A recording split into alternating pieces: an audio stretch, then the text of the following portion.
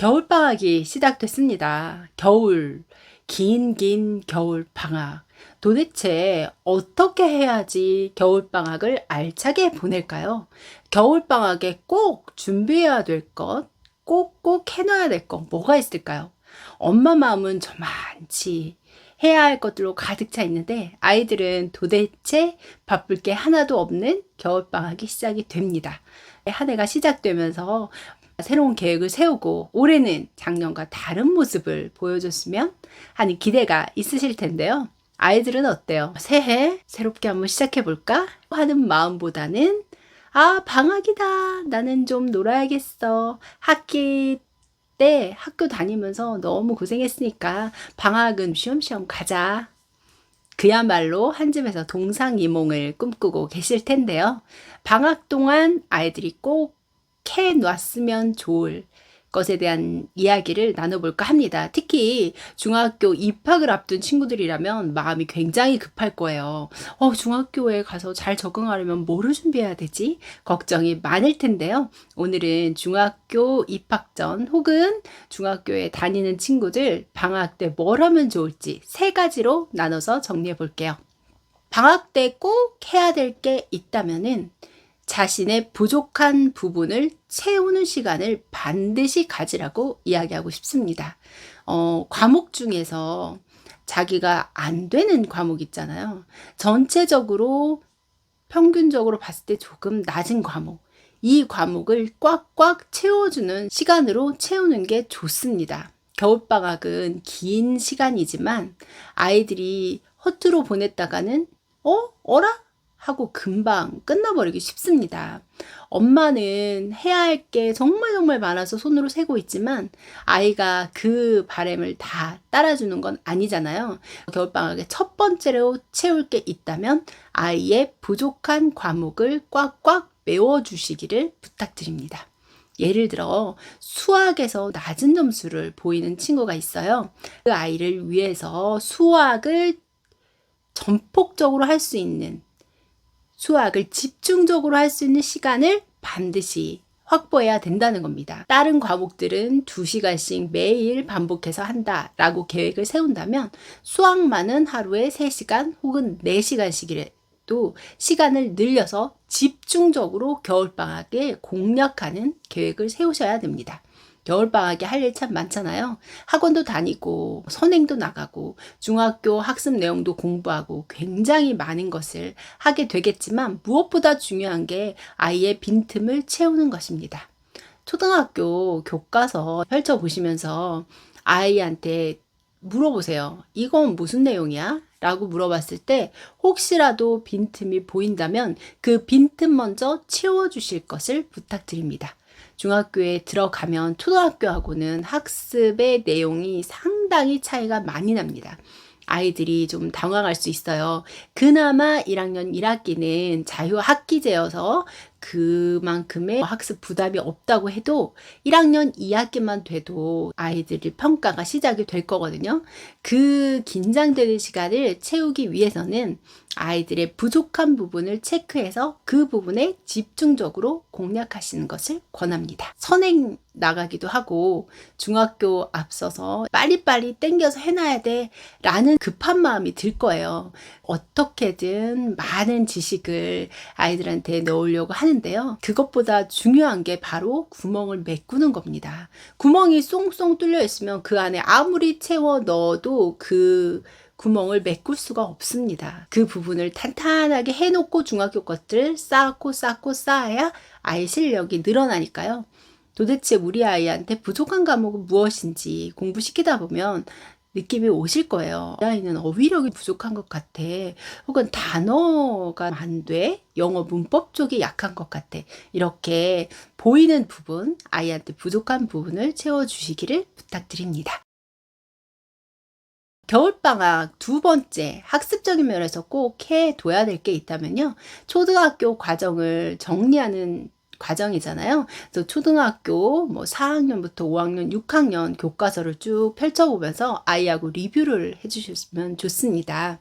아이한테 교과서를 살펴보면서 내가 배웠던 것들을 정리하는 시간을 꼭 가지게 해주세요. 교과서를 아이들이 잘 보질 않습니다. 초등학교 같은 경우는 교과서가 너무 쉬워서 건너뛰는 친구도 많고 교과서 안에 개념이 몇 개 안 들어있거든요. 그래서 훌쩍훌쩍 넘기는 친구들이 많아요. 중학교 1학년까지만 해도 수학만 보더라도 중학교 1학년 때 나오는 개념이 몇 개 되질 않습니다. 개념을 외우지 않더라도 그렇게 익숙하지 않더라도 풀 수 있는 문제들이 분명히 있어요. 하지만 2학년, 3학년, 고등학교로 갈수록 개념을 이해하지 않고 꼭 필요한 부분을 암기하지 않고서는 그 앞에 단계로 나아가기가 힘듭니다. 그래서 필요한 것이 교과서를 보는 겁니다. 작년 한 해 동안 배웠던 내용들을 쭉 살펴보면서 리뷰를 하는 시간을 꼭 가졌으면 좋겠어요. 예습과 복습 중에 무엇이 중요하냐라고 이야기를 한다면 예습이라고 말하시는 분들, 복습이라고 말하시는 분들 많을 텐데요. 일단 중학교 입학에 앞서서는 복습으로 초등학교 전 과정을 정리해 주시는 게 좋습니다. 초등학교 4, 5, 6학년 수학을 쫙 개념별로 정리해주는 그런 문제집도 있잖아요. 겨울방학 때 그런 거든 교과서든 한 권 준비하셔서 전반적인 내용을 꽉꽉 누르고 다지고 들어갈 수 있도록 해주십시오. 아이들한테 초등학교 사회나 과학 개념 몇 개 없는 것 같아도요. 어휘나 내용을 툭툭 던져서 물어봤을 때 빈 곳이 있을 수 있습니다. 그래서 그런 부분들을 아이들과 이야기하면서 정리하는 시간을 방학 때 가지면 좋을 것 같아요. 이거는 시간 여유가 있어야지만 가능한 일이거든요. 학기 중에 자기가 배운 것을 정리하고 탄탄하게 다지면서 가는 것은 쉽지 않습니다. 첫 번째 말씀드린 자신이 부족한 구멍을 메꾸는 것과 더불어서 전반적인 국영수, 사과 과목들의 초등학교 전 과정을 한번 훑고 넘어가시는 것을 추천드립니다. 자신의 구멍을 메우면서 내가 초등학교에 배운 내용들을 단단하게 정리하고 들어가면 중학교에서 내용을 받아들이기가 쉽습니다. 중학교에 지금 다니고 있는 친구들도 마찬가지예요. 얼마 전에 저희 아이가 교과서를 다 버린다고 하더라고요. 제가 국영수 사과 교과서는 놔두라고 했습니다. 남겨두었다가 올 한 해 무엇을 배웠는지 정리하는 리뷰가 꼭 필요하거든요. 아이들이 다 이해하고 있고 수용했다고 생각하지만 그렇지 않습니다. 시험을 보면 그 시험 범위는 벼락치기로 공부해서 외운 것 같지만 금세 휘발이 되어버리거든요. 그래서 방학 때 여유 있을 때 교과서를 보면서 차근차근 개념을 정리하는 것, 초등학교 졸업생뿐만 아니라 중학교 과정에 있는 친구들도 그 과정이 꼭 필요합니다. 그 과정을 통해서 작년 안에 배웠던 것을 한 번 더 리뷰하는 시간 꼭 여유 있게 가져보시길 추천드릴게요. 마지막으로 겨울방학에 해야 될 게 있다면 뭘까요? 바로 체력을 기르는 일입니다. 중학교에만 들어가도 사실 운동할 시간이 없습니다. 아이가 3시 반, 4시에 끝나면 잠깐 쉬고 간식 먹은 다음에 학원을 가요. 그러면 8시, 9시에 와서 또 학원 숙제하고 정리하고 하면 잘 시간이 되거든요. 아이도 쉬었다가 자야지 하고 나면 솔직히 운동을 할 시간이 확보가 안 됩니다. 저는 중학교 1학년 때 운동 프로그램을 신청을 했거든요. 아이가 정말 체력이 중요해지는 시기인데 체력이 점점 약해집니다. 체력이 약하면 어떤 공부도 엉덩이 힘을 갖고 끈기 있게 하지 못합니다. 금방 지쳐버리거든요. 특히 코로나를 겪으면서 아이들이 면역력이 많이 낮아졌어요. 조금만 힘들어도 쉬어야 되고 조금만 자신의 몸이 컨디션이 안 좋아도 병으로 이어지는 사례가 너무나 많습니다. 고등학교까지 생각을 하신다면 중학교 때 기꺼이 시간을 내서 운동을 하는 게 좋은데요. 그걸 학기 중에 하기가 쉽지 않다면 겨울방학이라도 반드시 2달 코스로 아이들이 체력을 키울 수 있는 시간을 가지시면 좋을 것 같아요. 하루 일과를 짤 때 공부 시간 중간에 운동하는 시간들을 넣어주시면 좋습니다. 계속 공부만 하면 공부가 더 잘 될 거라고 생각하시지만 결코 그렇지 않습니다. 우리 몸은 움직이는 활동을 통해서 뇌가 활성화되기 때문에 움직이고 공부하고 운동하고 공부하고 하는 것이 훨씬 더 효율이 높습니다. 겨울방학에 하루 종일 앉아서 공부하는 그런 플랜보다는 아이들이 중간에 운동을 꼭 참여할 수 있게 그 부분을 체크해 주시면 좋습니다. 특히 중학교에 들어가려고 하는 아이들, 중학교 아이들 굉장히 늦게 자죠. 방학이라는 이유로 규칙적인 생활이 다 깨집니다. 스마트폰 하다가 새벽에 자고 늦게 일어나서 겨우 학원 가는 생활을 하게 될 거예요.